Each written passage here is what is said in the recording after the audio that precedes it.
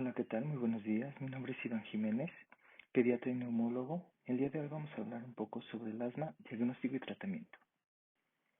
Hay que recordar que el asma es una enfermedad que afecta aproximadamente a 300 millones de personas. En Latinoamérica, las cifras oscilan desde el 17% en niños de 6 a 7 años hasta el 10% en adultos. Sin embargo, solo el 8.5 o aproximadamente la mitad de los casos llegan a ser diagnosticados. Un asma maltratado involucra una enfermedad costosa tanto en tiempo como en recursos hospitalarios.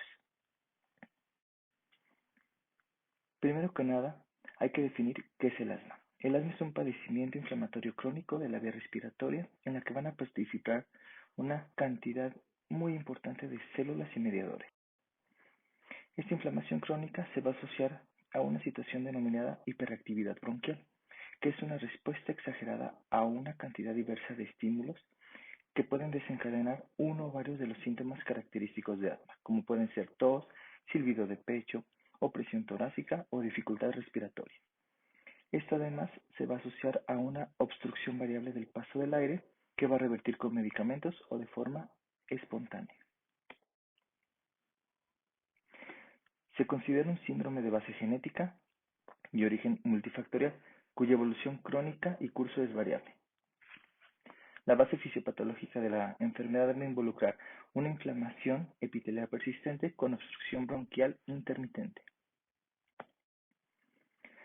En esta imagen podemos observar un cuadro resumido de la fisiopatogenia de la enfermedad, en la cual va a involucrar una inflamación predominante en los bronquios de calibre medio, con una respuesta inflamatoria que se modificará durante el tiempo. La exposición a factores inmunogénicos y no inmunogénicos van a determinar la activación de células y un proceso inflamatorio con liberación de mediadores causantes de daño celular y persistencia de la inflamación. Así pues, el asma se puede considerar como un síndrome, dado que esta condición clínica va a incluir diversos cambios histopatológicos observados a partir de varias interacciones tanto con genes como con el ambiente. Se puede detectar a nivel celular una diversidad de mecanismos o endotipos que pueden llegar a finalmente expresar un conjunto de manifestaciones clínicas en los pacientes para los cuales nosotros denominaremos fenotipos. Desafortunadamente, los fenotipos pueden compartir manifestaciones muy similares, por lo cual es necesario hacer estudios de extensión para poder catalogar a nuestro paciente exactamente en cuál tipo de fenotipo podemos encontrarlo. En la imagen se puede observar un esquema representando la fisiopatología de algunos de los principales mediadores inflamatorios, que darán como última manifestación todos los síntomas clínicos, teniendo en cuenta que la gran mayoría de los pacientes pediátricos son de origen alérgico.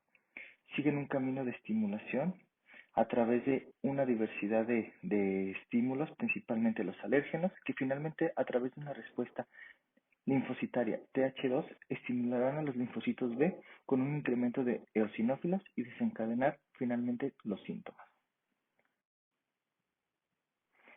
La reversibilidad total y parcial de la obstrucción es una característica importante de la enfermedad, y esa obstrucción se va a relacionar con tres condiciones especiales. Una es el broncoespasmo, que es la contracción del músculo liso. La dos es hipersecreción de moco con una formación de tapones. Y finalmente edema y engrosamiento de la pared. Todo esto va a condicionar un aumento de la resistencia del paso del aire y las manifestaciones clínicas finales. En cuanto a la progresión del asma, en aquellos pacientes no controlados o con un tratamiento inadecuado, va a condicionar, como primera situación, un descenso progresivo de la capacidad pulmonar total, que vamos a traducir como una limitación en las actividades que realizamos de forma cotidiana, un incremento de la hiperactividad a diferentes estímulos con un aumento del proceso inflamatorio y finalmente cambios estructurales por una reparación del epitelio que posteriormente nos hará necesario incluir otros tratamientos adicionales de mayor complejidad y una menor respuesta al mismo. El diagnóstico se basa en tres pilares fundamentales: un diagnóstico clínico, un diagnóstico funcional y un diagnóstico diferencial. En cuanto al diagnóstico clínico, hay algunos síntomas y signos sugestivos de limitación al paso del aire. Sin embargo, cabe recordar que ninguno de estos síntomas es totalmente exclusivo del asma. por lo cual nos apoyamos con un diagnóstico funcional, que sería la demostración objetiva de la obstrucción. Esto se va a realizar mediante pruebas adicionales de función pulmonar o para identificar exactamente el proceso inflamatorio y el diagnóstico diferencial descartando alguna otra enfermedad asociada. La historia clínica es fundamental para la sospecha clínica de asma, especialmente en los pacientes menores de 5 años. Los 4 síntomas y signos claves para poder hacer un diagnóstico o una sospecha de asma son silbido de pecho, tos paroxística, disnea o falta de aire, opresión torácica o sensación de pecho apretado, y el médico debe de sospechar este cuadro de asma ante la presencia de 2 o más de estos síntomas claves, especialmente si incrementan tanto en intensidad o si se exacerban con algún factor irritante o alérgenos. Esta es una tabla que nos demuestra o nos da una información sobre detalles de la historia clínica tanto personal como familiar que pueden aumentar o reducir la probabilidad de que el asma sea diagnosticado en pacientes mayores de 6 años de edad, tomando en cuenta que aquellos que presentan una historia personal de atopia, historia familiar de asma o atopia, especialmente en familiares de primer grado, silbido generalizado, alteraciones en las funciones pulmonares sin otra explicación o eosinofilia de hallazgo, también sin una explicación evidente, nos hace sospechar que el caso es más probable que sea de asma. En pacientes menores de 5 años, la espirometría es difícil y poco práctica. Por lo tanto, en estos pacientes tenemos que apoyarnos con algunos índices y con una adecuada historia clínica.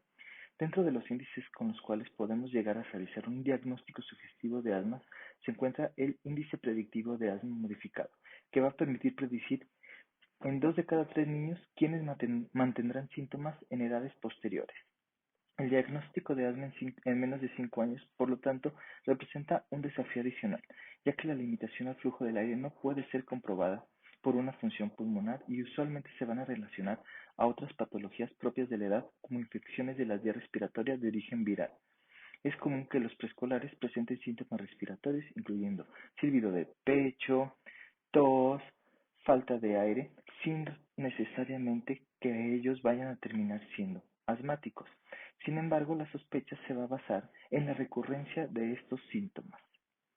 Generalmente se va a ver acompañado de una disminución en la tolerancia de la actividad física, un empeoramiento ante la exposición del ejercicio, irritantes, alérgenos o estacionalidad de los síntomas, además de atopia personal o familiar. El diagnóstico se va a corroborar con una respuesta clínica positiva a una prueba terapéutica o bien la mejora con tratamiento con un beta-2 agonista de acción corta.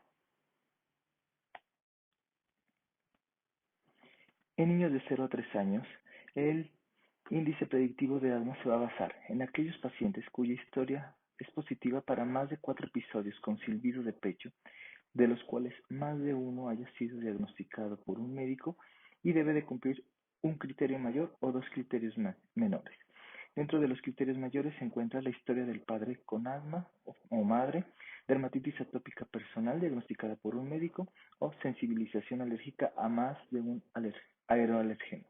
Y los criterios menores son sensibilización alérgica a leche, huevo, cacahuate, sibilancias no relacionadas con infecciones respiratorias y eosinofilia de más del 4%. Al tener positivo un criterio mayor y 2 menores, el valor predictivo positivo para la enfermedad es de hasta el 77%. Las pruebas diagnósticas. El asma es una enfermedad que funcionalmente se manifiesta con obstrucción de la vía aérea. Por lo tanto, el diagnóstico definitivo requiere, además de las manifestaciones clínicas, pruebas de funcionamiento respiratorio que demuestren la obstrucción variable del flujo del aire, especialmente durante la expiración. Los estudios se pueden utilizar para el diagnóstico deben de demostrar esta alteración en el flujo del aire y que responde de forma significativa al broncodilatador. Dentro de estos se encuentran la espirometría con tratamiento broncodilatador posterior para realizar una comparación, una flujometría con medición seriada del flujo expiratorio máximo y pruebas de reto bronquial. La espirometría. Es el procedimiento de elección para demostrar la obstrucción y permite medir volúmenes pulmonares de forma dinámica. Se va a realizar una evaluación de la relación FEV1-FVC, cuyo resultado menor al 80% nos va a sugerir un patrón obstructivo. En los pacientes con un cuadro sugestivo de asma, se recomienda la espirometría como la primera prueba de elección, sobre todo en aquellos niños mayores de 6 años y en adultos. Normalmente, un paciente normal puede exhalar más del 80% de todo el aire que ellos inhalan en el primer segundo de la expiración. Entonces, un valor menor a esto nos hace sugerir que tenemos algo de obstrucción en la vía aérea inferior. En la misma sesión de la espirometría se debe realizar una segunda prueba 15 a 20 minutos después de la aplicación de algún broncodilatador. Se debe de documentar la reversibilidad y si los resultados demuestran un incremento del FEV1 de por lo menos el 12% o 200 mililitros, esta prueba se considera como positiva, teniendo el diagnóstico del asma de forma objetiva. El flujo expiratorio pico. Su determinación por flujometría es otro recurso para valorar la variabilidad diurna y respuesta al tratamiento en periodos prolongados. Es una prueba de la mecánica respiratoria que va a evaluar el flujo máximo que un individuo puede generar rápido y fuertemente a través de una inhalación profunda. Habitualmente, esta medición se utiliza para dar seguimiento a pacientes que ya fueron diagnosticados con asma. Su medición regular permite identificar de forma precoz la presencia de una exacerbación y poder dar tratamiento de forma oportuna. La desventaja es que se trata de una medición muy dependiente del esfuerzo del paciente, por lo que su variabilidad es importante.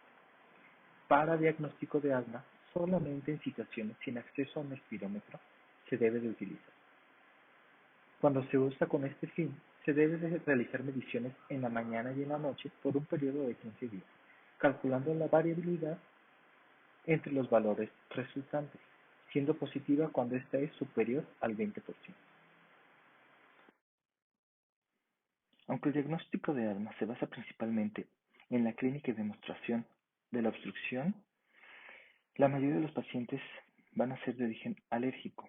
Por lo tanto, debemos de encontrar biomarcadores T2 elevados para aumentar la probabilidad del asma de esta etiología, siendo los de mayor accesibilidad y considerados de primera línea los eosinófilos en sangre con un resultado mayor al 4% o una biometría hemática con eosinófilos totales mayor a 300. Inmunoglobulina E total elevada con un corte dependiendo de la edad y los de segunda línea, la fracción exhalada de óxido nítrico con valores superiores a 40 partes por billón positivas para un adulto y de 35 partes por billón positivas para un niño. Eosinófilos de esputo solamente en adultos con una cuantificación mayor al 2%, siendo realizados siempre en centros especializados de asma. Y finalmente, las pruebas de reto bronquial, cuyo objetivo es provocar el estrechamiento de la vía aérea, una broncoconstricción en un ambiente controlado. ¿De acuerdo? Se realiza esta prueba con una espirometría normal que no tiene una respuesta al broncodilatador, pero que clínicamente se sospecha asma. También está indicada en aquellos pacientes cuyos síntomas de asma se relacionan solamente con la actividad física. El tratamiento del asma. Primero, hay que tener en cuenta que es una enfermedad para la cual no hay cura. El objetivo central es el control de la enfermedad, el cual se debe de alcanzar en el menor tiempo posible, con el menor tratamiento necesario y para prevenir cualquier clase de crisis. El manejo del asma implica un ciclo continuo de evaluar, ajustar y revisar el tratamiento del mismo. Los objetivos generales del tratamiento van a ser el alivio y control de los síntomas, buscando anular cualquier restricción en las actividades cotidianas y el ejercicio, reducir el riesgo de crisis, hospitalizaciones, visitas a urgencias y finalmente la muerte, disminución del riesgo de alteraciones en la función pulmonar a largo plazo y esto se va a ver relacionado claramente con el grado de reducción de la función pulmonar a nivel futuro.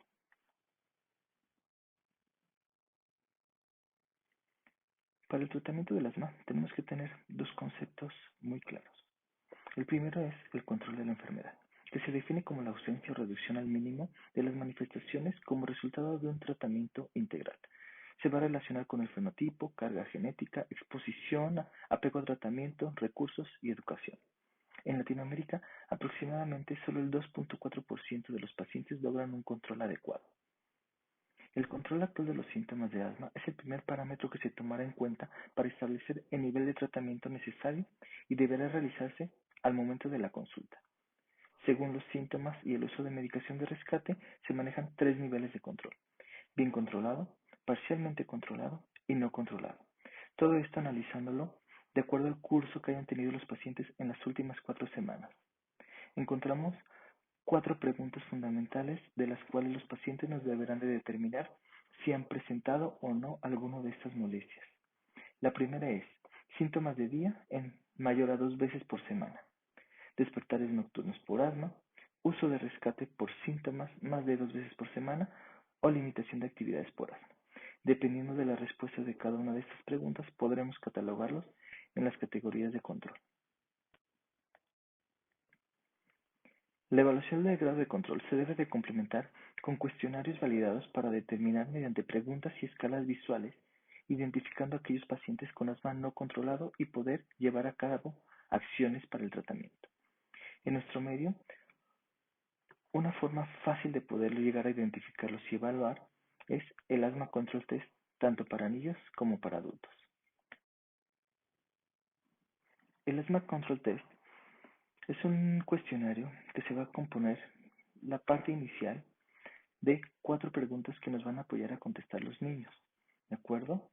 Se va a hacer una determinación de una escala del 0 al 3, dependiendo de los síntomas que tengan los pacientes, para posteriormente pasar a las preguntas que nos van a apoyar a contestar los papás.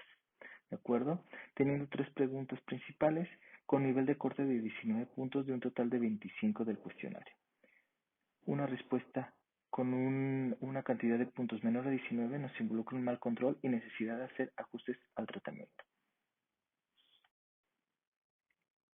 Al tener en cuenta que el asma es una enfermedad variable en el tiempo, tenemos que tomar el control con una posibilidad de una evolución durante algunos meses que pudiera llevar desde un asma totalmente controlado hasta una escalera en la cual progresivamente empiezan los pacientes con síntomas descontrolados hasta llegar a la crisis. En cuanto a la gravedad del asma, es una propiedad intrínseca de la enfermedad que va a reflejar la intensidad de las anomalías fisiopatológicas. Tradicionalmente se va a dividir en 4 categorías: intermitente, persistentemente leve, persistentemente moderada o persistentemente grave. Se establece con base en la historia clínica del paciente con asma, especialmente en el nivel de medicación con el que ha necesitado estar para mantener un adecuado control. Por ello, la gravedad de asma se va a clasificar hasta que el paciente haya recibido un manejo de mantenimiento por varios meses y por lo tanto se encuentre estable en sus síntomas.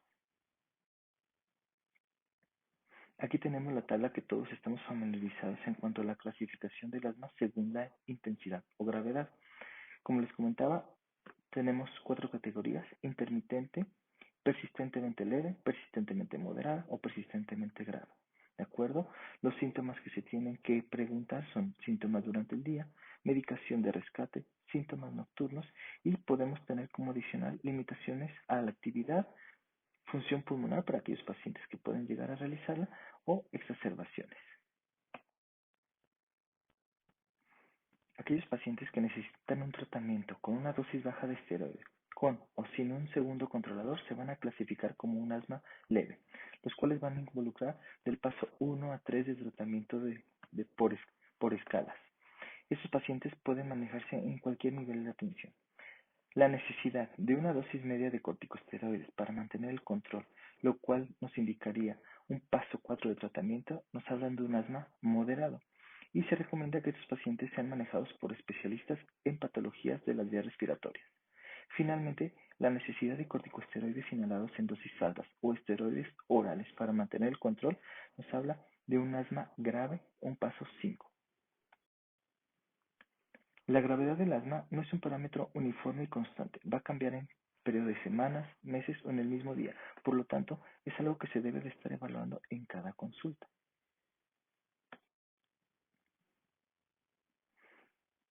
El riesgo futuro no solo abarca el riesgo para caer nuevamente en una crisis asmática, sino también el riesgo a largo plazo de poder llegar a sufrir un deterioro de la función pulmonar. El factor de mayor impacto en el riesgo futuro es haber tenido una crisis en los últimos 12 meses, de ahí la fuerte recomendación de seguir un manejo con un control mínimo durante un año después de un evento de la naturaleza de una crisis. En la tabla podemos observar algunos factores que nos incrementan el riesgo de futuro de asma. Dentro de esto, tenemos señalados aquellos factores que podemos modificar para disminuir el riesgo de exacerbaciones. Dentro de estos, los más importantes son aquellos pacientes que utilizan más de un vial de un beta-2 adrenérgico como medida de rescate, síntomas no controlados por asma, uso inadecuado del esteroide inhalado, ya sea por pobre adherencia o una mala técnica, problemas psicosociales, socioeconómicos, comorbilidades, embarazos, hábito tabáquico, ya sea pasivo o activo, y eosinofilia. Tener uno de estos o más de los factores aumenta el riesgo de una crisis asmática, aunque el paciente esté bien controlado en ese momento. ¿Qué es importante evaluar? Como mencionábamos al principio, las comorbilidades. El asma y la rinitis muchas veces van de la mano. Entre 40 y 50% de los pacientes con rinitis tienen asma y hasta el 80% de los pacientes asmáticos tienen rinitis. Ambas van a inducir una inflamación alérgica en la mucosa nasal y bronquial que pueden ser complementarias y finalmente no permitir un adecuado control de la enfermedad. La enfermedad por reflujo es siempre importante investigarla y dar tratamiento en caso necesario, ya que la broncoaspiración de contenido gástrico va a determinar una inflamación persistente del árbol traqueobronquial y una mayor hiperreactividad. La exposición al humo de tabaco, ya sea pre o postnatal, tiene un efecto con menor desarrollo pulmonar, mayor frecuencia de silbido de pecho e infecciones del tracto respiratorio. Esto, aunado a pacientes asmáticos, va a determinar un acelerado deterioro de la función pulmonar con un incremento de síntomas y una mala respuesta al tratamiento.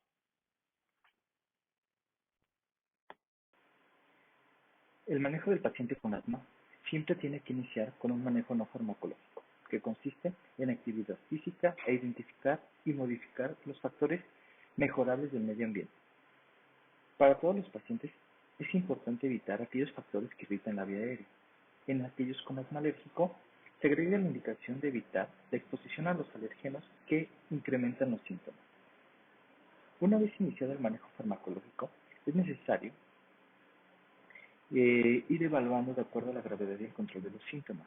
Para esto, tenemos dos tipos de medicamentos. Se deberá de prescribir el tratamiento para el control de los síntomas en agudo o de las exacerbaciones, denominados rescatadores, cuyo objetivo será aliviar el broncoespasmo reactivo. Como segundo componente del tratamiento será aquel que se utilice de manera cotidiana para mantener un adecuado control en el proceso inflamatorio epitelial, denominados controladores o preventivos. Hay una diversidad de guías y de documentos que nos orientan para facilitar la forma de manejo de pacientes pediátricos con síntomas respiratorios compatibles con asma. En esta diapositiva les muestro algunas de estas guías. Hay desde guías mexicanas, guías americanas, guías españolas, hay guías británicas. Todas engloban un tratamiento muy similar, sin embargo, hay algunas consideraciones específicas que tenemos que tomar en cuenta.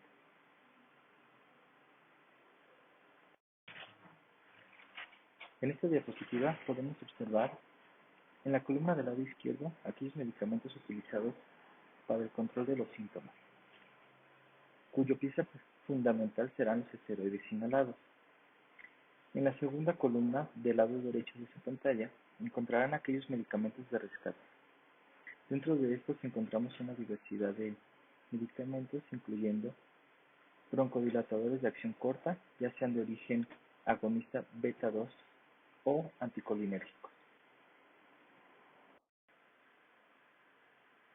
El tratamiento del asma, sugerido por las guías tanto nacionales como internacionales, involucra la necesidad de realizar modificaciones con incremento de dosis o asociación de otros medicamentos con el objetivo de buscar un control de la enfermedad, tomando siempre en cuenta que en cada consulta se debe, antes de subir un paso en el tratamiento, revisar la técnica del uso del medicamento, cerciorarse de una adecuada adherencia eliminar factores desencadenantes y posteriormente, ahora sí, ajustar el tratamiento para poder llegar a evaluar la respuesta al mismo. Los corticosteroides inhalados son los antiinflamatorios principales para el manejo del control del asma en todos los pasos de la escalera del tratamiento. Son los antiinflamatorios por excelencia, actúan en la fase tardía de la respuesta asmática y son usados de forma regular para reducir el broncoespasmo reactivo asociado a la exposición de factores desencadenantes. Su efecto protector tarda en ser un 100% en aproximadamente 2 a 3 semanas. Por esto es que durante los episodios de crisis asmática tenemos que complementar muchas veces con algún tratamiento adicional para mejorar los síntomas en agudo. Es por lo tanto el tratamiento de la primera línea, cuyo objetivo crónico será disminuir los síntomas, mejorar la función pulmonar, calidad de vida y evitar remodelación del epitelio pulmonar. El tratamiento con los esteroides inhalados variará de acuerdo a los síntomas presentados y el grado de control evaluado, ameritando dosis diferentes dependiendo del grupo de edad, con el objetivo de lograr el control de la enfermedad con la menor cantidad de dosis y así evitar los efectos adversos asociados. Dentro de los efectos adversos asociados a los esteroides inhalados, encontramos aquellos efectos locales que se pueden prevenir con medidas sencillas como enjuagar la boca posterior a su uso, así como el uso de aerocámaras. Dentro de estos encontramos candidiasis oral, faringitis, disfonía o tos irritativa, y aquellos factores de origen sistémico que van a depender del tiempo, la dosis, la potencia, el tiempo de vida del medicamento y el tipo que se llegue a utilizar, siendo ciclesonida, budesonida y fluticasona los que tienen menores efectos adversos sistémicos. Dentro de estos encontramos detenciones de crecimiento durante el uso del esteroide, alteraciones en la densidad ósea, supresión de eje hipotalámico, cataratas, entre otros. Para considerar un riesgo de insuficiencia adrenal, se debe tener en cuenta una dosis diaria de 800 microgramos en base a budesonida.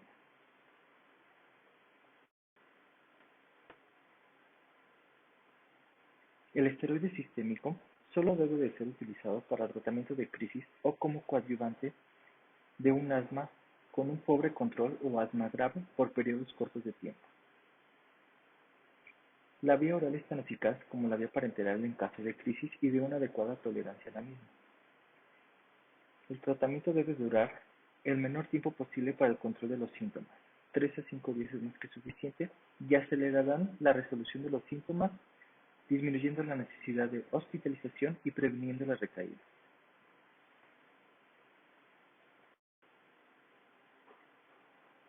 En cuanto a los antileucotrienos, el único antileucotrieno disponible en el mercado mexicano en este momento es Montelukast.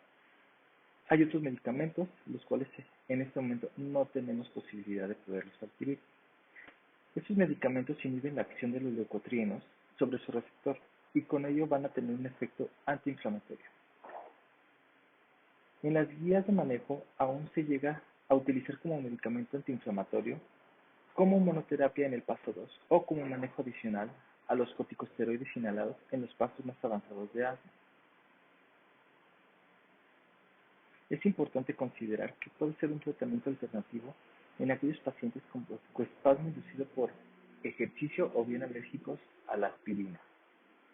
Sin embargo, siempre hay que tener en consideración que su efecto es generalmente menor que las dosis bajas de un corticosteroide inhalado, por lo tanto son un tratamiento de segunda línea. Antes de utilizarlo, hay que tener en cuenta las recomendaciones en cuestión de este medicamento, las cuales se advierten desde el 2020 por parte de la FDA, teniendo una relación entre la ingesta del Montelukast con alteraciones neuropsiquiátricas desde niños muy pequeños, incluyendo ansiedad, alucinaciones, brotes psicóticos, ideaciones suicidas, en adolescentes, adultos y en niños se pueden llegar a presentar terrores nocturnos, entre otros. Por lo tanto, son algunos de los efectos adversos que se deben de tomar en cuenta y considerar antes de su prescripción para también platicarlo con los padres.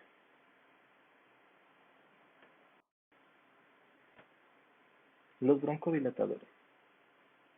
La disfunción del tono muscular liso es uno de los componentes que van a explicar el broncoespasmo reactivo en la crisis. Estos mecanismos que van a desencadenarlo incluyen receptores y vías neurogénicas desde adrenérgicas, colinérgicas y no colinérgicas.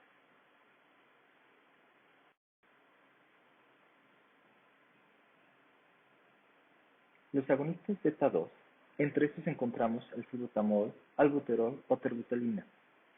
Su objetivo será dilatar el músculo liso de forma aguda, regulando la disfunción bronquial que va acompañada del proceso inflamatorio. El periodo de acción inicia a los 5 minutos de su administración y su efecto se prolongará por aproximadamente 4 a 6 horas. Además del efecto de dilatación del músculo bronquial, favorecerán la depuración mucociliar y harán un reflejo de la tos todavía más eficaz. Es el tratamiento de primera línea durante la crisis asmática. Sin embargo, hay que tener en cuenta que puede llegar a haber un efecto colateral que disminuya su sensibilización con el uso frecuente del mismo, causada por una regulación a la baja de los receptores beta-2. Por lo tanto, el sobreuso de este medicamento puede causar efectos adversos que necesiten cada vez una mayor cantidad de medicina, incluyendo además de esto alteraciones metabólicas como hipocalemia. Su uso frecuente se relaciona con un aumento en la mortalidad del asma. Por lo tanto, el rescate siempre sugiere en las nuevas guías, ahorita vamos a hablar un poquito más de eso, acompañar siempre un agonista beta-2 con un corticosteroide para disminuir el riesgo de crisis y aplicándolas ya sea en uno o dos inhaladores.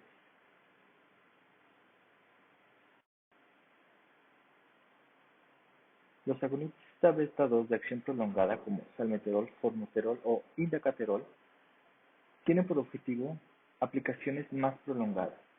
Su efecto dura aproximadamente de 12 a 24 horas dependiendo del tipo de medicamento y van a reducir las exacerbaciones, mejorando función pulmonar y disminuyendo la hiperreactividad bronquial.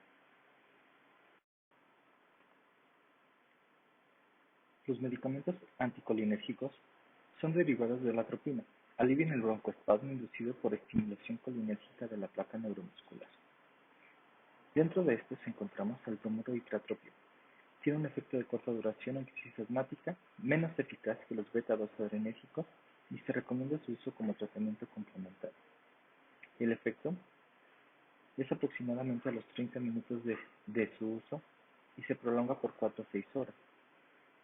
Su efecto es un poco más lento que los beta-2 adrenérgicos, por lo cual se considera una opción alternativa para el rescate.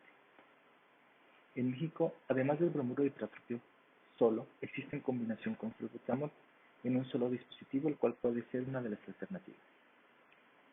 El segundo medicamento de este tipo es el tiotropio, que tiene una indicación adicional para el manejo en el tratamiento de mantenimiento para asma moderada grave, con una acción prolongada y el efecto colateral más frecuente de este es boca seca.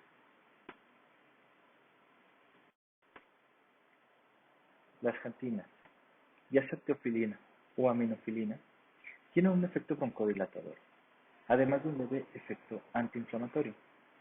Se recomienda no usarlos para mantenimiento ni rescate por la disponibilidad de alternativas con mejor relación de eficacia y seguridad. Estos medicamentos tienen una estrecha ventana terapéutica que resulta fácil y frecuente presentar una sub- o sobredosificación con efectos colaterales potencialmente graves. Por lo tanto, es una alternativa poco utilizada.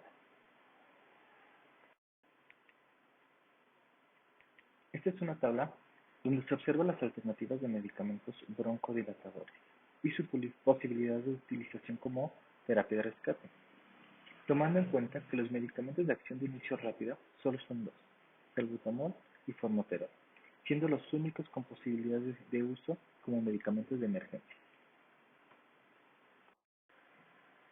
Los anticuerpos monoclonales anti-IgE tienen por objetivo unirse a la inmunoglobulina E circulante, con lo cual disminuirán los síntomas y exacerbaciones en pacientes con asma alérgico. Al suspenderse, los niveles de IgE tienden a incrementar y presentar una recidiva en el cuadro clínico, por lo cual el tratamiento mínimo debe de ser por 4 meses para evaluar la respuesta o cambio de la terapéutica. Además de la selección adecuada del medicamento, para obtener un tratamiento eficaz, es crucial la adecuada selección del dispositivo para administrarlo, acorde con la preferencia y capacidad del paciente. Existen inhaladores en dosis medida, como los medicamentos de forma clásica que llegamos a utilizar, en forma de L, también conocidos como aerosoles, inhaladores que emiten una suave nube de dispersión, como son dispositivos de tipo Respimat, como de este tipo, e inhaladores en polvo seco.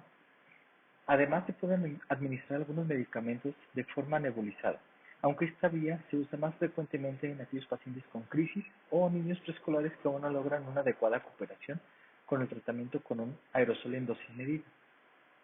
Todos estos medicamentos de dosis medida siempre deben de utilizarse con un espaciador, una aerocámara de este tipo, con el objetivo de aumentar el depósito pulmonar. En niños preescolares será un espaciador con mascarilla y en niños mayores y adultos puede ser un espaciador solamente con una boquilla.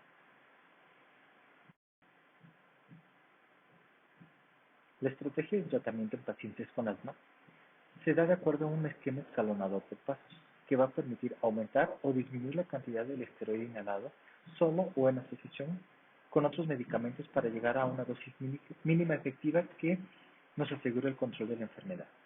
En aquellos pacientes en los cuales tenemos un óptimo control, debemos de mantener el mismo tratamiento o inclusive evaluar la disminución del mismo de acuerdo a las características clínicas de cada paciente. En aquel paciente parcialmente controlado, se debe de considerar un aumento en la dosis de los medicamentos.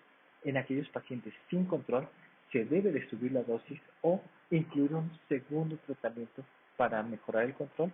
Y finalmente, en aquellos con exacerbación, deben de tratarse como tal.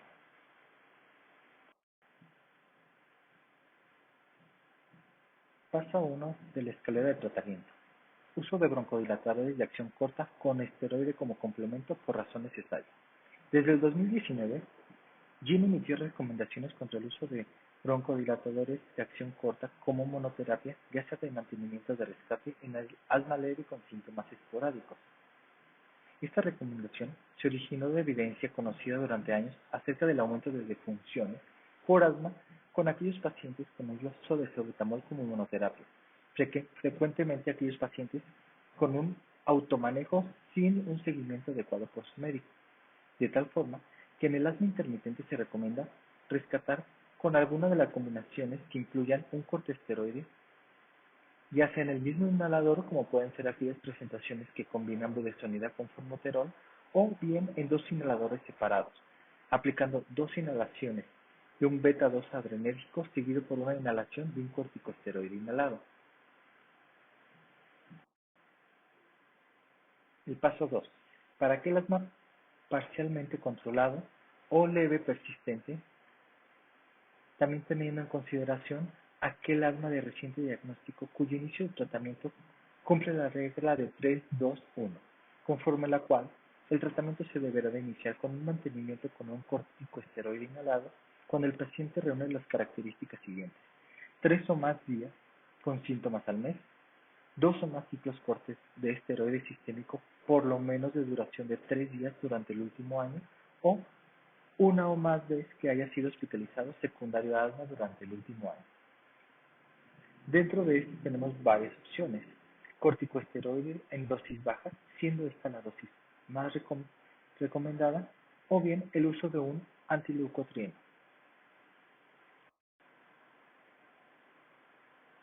En esta imagen podemos observar el paso 2 en pacientes cuyos síntomas se encuentran 3 veces o más al mes, pero no de forma diaria. Se sugiere mantener un mantenimiento diario con dosis bajas de esteroide y uso de rescate de un beta-2 adrenérgico, de acción corta, ya sea con esteroide inhalado asociado o en un diferente inhalador.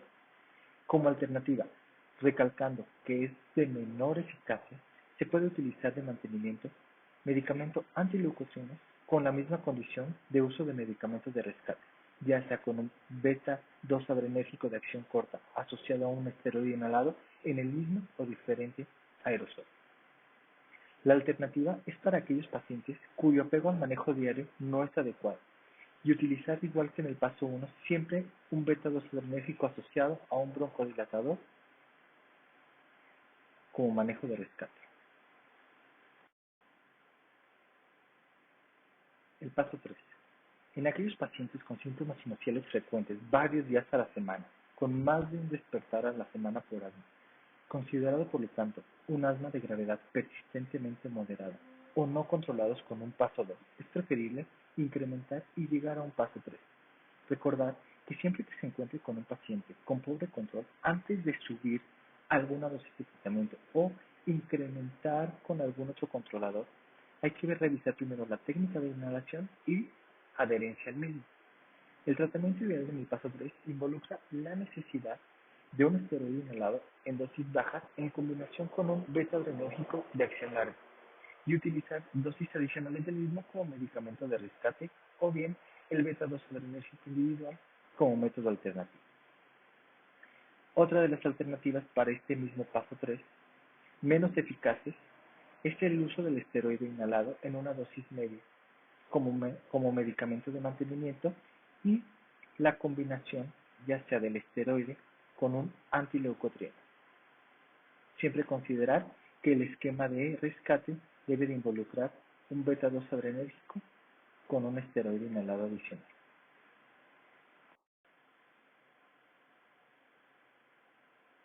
Paso 4.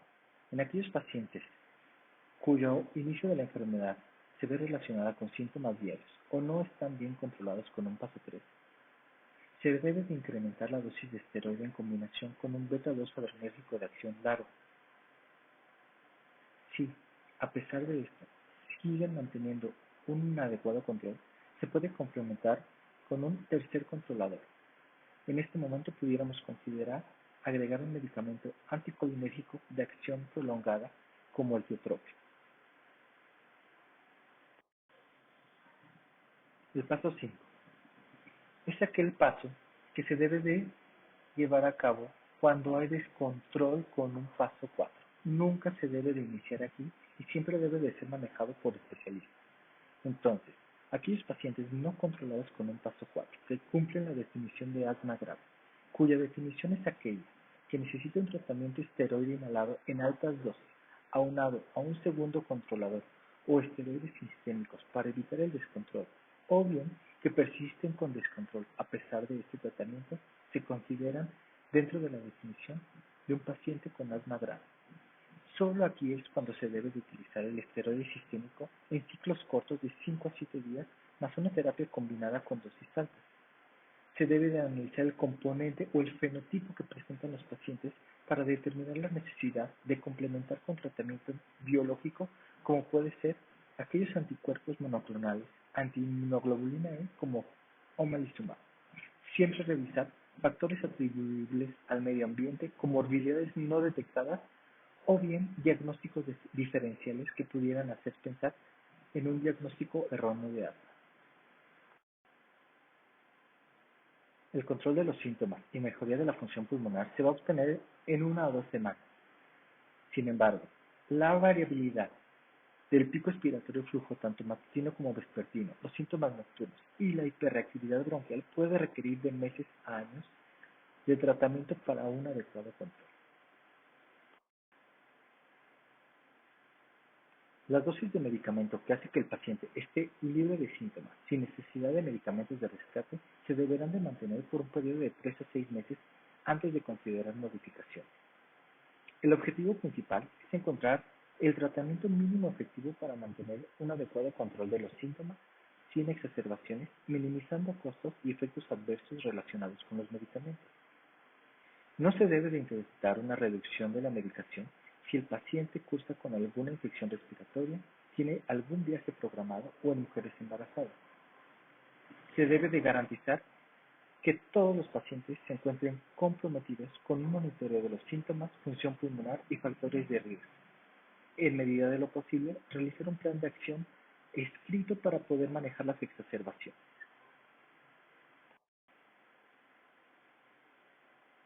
Se podrá suspender el tratamiento en aquellos meses en los que el paciente identifique un menor riesgo de exacerbaciones y reiniciarlo en las épocas de mayor riesgo, como las épocas invernales o primavera.